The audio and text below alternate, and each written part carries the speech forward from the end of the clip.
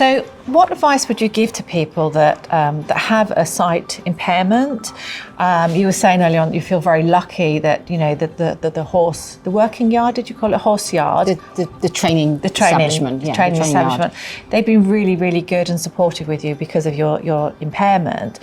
But, you know, there are other people out there that would love to be involved with horses in any form whatsoever. What advice would you give them so that they can really, we want people to achieve their dreams. So what would you say to them? Well, it's very hard because everybody's on a different journey, but I guess you just have to keep trying.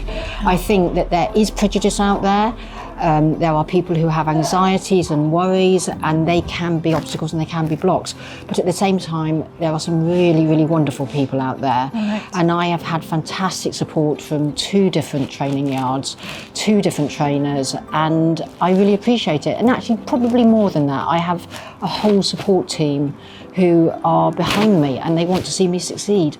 So those people, the people who bother to give it the time and the thought and not to get caught up in prejudice, but who will actually talk to you and actually want to make things possible, they're the people you need to find to work with, because it is about teamwork. And with those right people behind you, it's possible.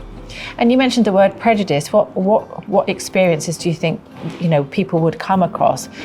Lack of understanding, ignorance, fear. What have you experienced? It's all of those things. Okay. And I think conversation is the only way through it. Okay. I think there's a huge lack of understanding, and that's understandable. There's a lack of understanding. Why should somebody, if you're not blind yourself, how can you understand what it's like to be blind? Yes. So the answer has to be to talk about it and to try and find ways through, because I know one thing, what I find difficult is not what everybody else out there thinks is difficult. Right. And what they think is difficult, I find easy. so it's just about having people who are open-minded, receptive and supportive. Okay. And then anything's possible.